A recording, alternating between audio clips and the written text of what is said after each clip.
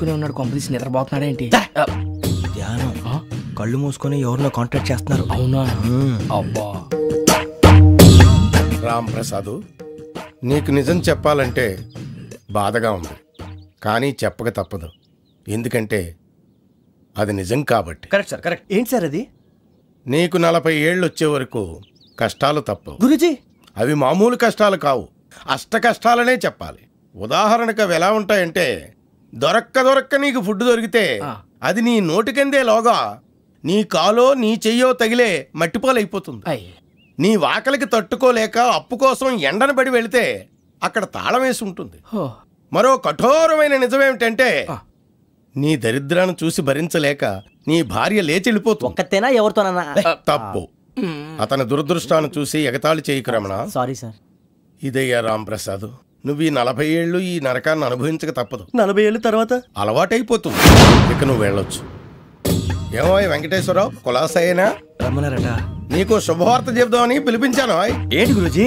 నీకు శుక్రమహాదశ ప్రారంభం అవబోతుంది. అంటే సరిగా సెట్ అయిపోయినట్టేనా? ఆల్మోస్ట్ అయిపోయినట్టే. మీరంతా టోపీలు పెట్టుకునే ఉద్యోగాలు కూడా చేసుకుంటారు. ఇప్పటిదాకా మేమందరికీ టోపీలు పెట్టాం గానీ మాకు మేమే టోపీలు పెట్టుకుంటాం ఎప్పుడు అనుకోలేదు గురూజీ. అదే విధి. మరి ఇప్పుడు బిల్ల బంటోతు నుంచి బీట్ కానిస్టేబుల్ వరకు అందరికి నెత్తిమి టోపీలు ఉంటాయి. అందులో ఏ ఉద్యోగం? ఎస్ఐ గారు కూడా టోపీ పెట్టుకుంటారు తెలదా? ఏది మన చదువులకు ఎస్ఐ ఉద్యోగాలు ఇస్తారేంటి? గ్రహాలు శాసిస్తున్నప్పుడు చదువులతో పని లేదు. ఏబిసిడీలు చదివినా చాలు మీ జీవితాలు విచిత్రమైన మలుపులు తిరుగుతాయి. మీకు విపరీతమైన ఫాలోయింగ్ వచ్చేస్తుంది. మీరు చాలా ఫేమస్ అయిపోతారు. వింటానికి చాలా బాగుంది. ఇప్పుడు మమ్మల్ని ఏం చేయమంటారు గురూజీ? ఏమీ చెయ్యదు, వెయిట్ చేయండి. కాలం కలిసి వస్తే అదృష్టమే మిమ్మల్ని గేలం వేసి పట్టుకుంటుంది. అంతవరకు వెయిట్ చేయండి. వెయిట్ చేసి కొంచెం వెయిట్ కూడా పెరిగింది. అయినా పర్వాలేదు, వెయిట్ చేస్తాం. అందాక ఏ అప్పు సపోర్ట్ చేసుకుని తాగుతాం అన్నట్టు. అప్పు అంటే గుర్తొచ్చింది. అప్పు మీద మీ అభిప్రాయం ఏంటి గురూజీ? ఏంటరా ఇంత నుంచి మీకు ఎదుగుతున్నాను రా. ఇక్కడేం చేస్తున్నారు? మన టైం బాగుందిరా. ఎవడన్నా అప్పిస్తున్నాడా ఏంటి? కాదురా, ఉద్యోగాలు ఇస్తారమ్మన్నాడు గురూజీ. చూసారా, చౌదరిగా చెప్పింది నిజమే. మరి శుక్రమహాదశ మొదలైంది. ఇంతకీ ఎవరా మహానుభావుడు? నమస్కారం. అయినా నేను చెప్పింది. ఆహా, సాక్షాత్ ఎంప్లాయ్మెంట్ ఎక్స్చేంజ్ నడుచుకుంటూ వస్తున్నట్టు ఉంది. పదండి పట్టేద్దాం. నమస్కారం సార్. నమస్తే. వీలే సార్ మా ఫ్రెండ్స్. నమస్తే. నేను చెప్పానుగా, భగవాన్ గారు. ఆహా, పేరులోనే దేవుడు ఉన్నాడు. లోపల కూడా పాజిటివ్ థింకింగ్ ఎక్కువ. ఇంతకీ మీరు ఇండియానా చైనీసా? India sir. మా ఫేస్ చూస్తారు అనిపించలేదు మీకు? భలే కామెడీ ఫీల్ ఉన్నాడు. నేను అడిగేది ఇండియన్ రెస్టారెంటా చైనీస్ రెస్టారెంటా అని. నేనేది ఓపెన్ గా డిస్కస్ చేయను కదా. పేరు చూసి స్కూల్లో డిస్కషన్ పెడతాడు అనుకుంటే వీటేంట్రా హోటల్ అంటున్నాడు. బాబు ఎట్ ఫీల్ అవుతున్నాడు. అంతా మీ ఇష్టం ఉంటున్నాడు సార్. ఫస్ట్ చైనీస్ రెస్టారెంట్ కి వెళ్దాం. నెక్స్ట్ అక్కడ డిసైడ్ చేద్దాం. చాలా ఇబ్బంది పడుతున్నట్టున్నారు. నువ్వు చేత్తో తినే బాబు. నేను జనరల్ గా చైనీసే ప్రిఫర్ చేస్తాను. ఫ్యాట్ కంటెంట్ తక్కువ ఉంటది కదా. రేపు నుంచి మేము కూడా ఇదే ఫాలో అవుతాం. ఇంతకీ మీకు స్టీల్ ప్లాంటా, షిప్ యార్డా, ఏషియాడా, జింక, బంకా? హెచ్పిసిఎల్. ఇవన్నీ దేనికి సార్? దేనికేంటి? ఉద్యోగం చేయడానికి. మీకు ఎందులో కావాలో చెప్పండి. నేను అమలపోతున్నారా? ఏంటయ్యా డిస్కషన్స్? మాకు నీ ఛాయిస్లు ఉంటాయి అనుకోలేదు. మీరు సడన్ గా జింకు బంకు అంటే సింక్ అవడానికి కొంచెం టైం పట్టింది. అదే అదే జేసీ గారు టోపీలు పెట్టుకుని ఉద్యోగం అన్నారుగా. వీటిలో టోపులు పెట్టుకునే జాబ్లు ఎక్కడ ఉన్నాయండి? అన్నిటిలోనే ఉంటాయి. వాటిలో కూడా ఉంటాయి. వాచ్మెన్ ఉద్యోగం కావాలా? ఇంతకీ మీరు అనే జాబ్ ఏంటి సార్? నేను చెప్పేది టోపులు పెట్టుకునే ఉద్యోగం కాదు, టైల్ కట్టుకునే ఉద్యోగం. అది టైల్ కట్టుకోవటం మాకు రాదు.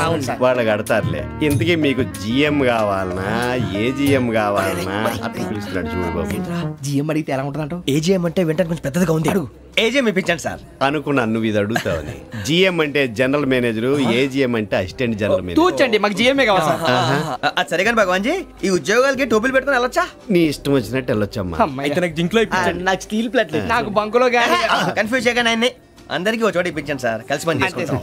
జీతం ఎంతండి? 30,000 అంటే 40,000. వడ్డీ ఎంత? అప్పు కాదయ్యా, నీకు ఇచ్చే జీతం. అంటే తిరిగి ఒక్కలేదా? ఫ్రస్ట్రేషన్ లో ఉన్నట్టున్నాడు. అవునండి. నువ్వు ఇచ్చిన వాళ్ళు తీసుకోరు. అంతేకాదు ప్రతి నెల గ్రాట్యుటీ, పిఎఫ్, సిఎఫ్.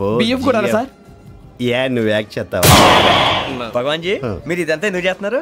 ఊరికే మాత్రం కాదు, నేను మంచోడని చెప్పి నా కారు పెట్రోల్ లేకుండా వెళ్తుందా? నేను ఇచ్చుకోవాల్సినవి ఉంటాయి కదా. ఇలా చూడు, అందుకని ఉద్యోగానికి వాళ్ళ ఆకారం తీసుకుంటా.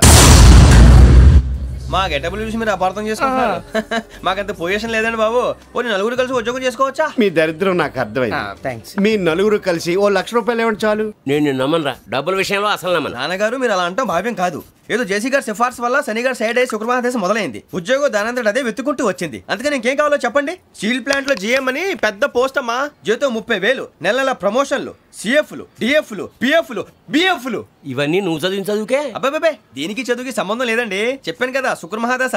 అది దాని పవర్ అనుకోండి, ఎఫెక్ట్ అనుకోండి. ఈ రోజుల్లో కూడా గ్రహాలు ఎట్లా nonsense. అబ్బా ఏంటండి వాడన్న ప్రతిదాన్ని ఇలా కొట్టి పడేస్తారు. చిన్నప్పటి నుంచి లక్షల పోస్ట్ చదివించారు. అమ్మా నువ్వు లేని పోనీ పెట్టుకో. లక్షలు ఎక్కడైనా ఊరుకోరా, మాట వరుస కదాలే. ఒక 25,000 ఇస్తే వాడి జీవితం సెటిల్ అయిపోతుంది అంటున్నాడుగా. అంతగా ఆలోచిస్తారేంటండి? అమ్మా నాకు ఉద్యోగం రాగానే మీ అందరూ స్టీల్ ప్లాంట్ షిఫ్ట్ చేస్తానే. ఓకే నువ్వు చెప్పేదంతా కరెక్టేనా? నాన్నగారు మీకు అంత అనుమానం అది ఇవ్వకండి. సర్లే, ఇప్పటికిప్పుడు అంత డబ్బు అంటే కష్టం గానీ నా కెనటిక్ హోండా అమ్మాలి. నాకు తెలుసు మీరు ఆ నిర్ణయం తీసుకుంటారని, అందుకే పార్టీని పట్టుకొచ్చాను. బయట వెయిటింగ్.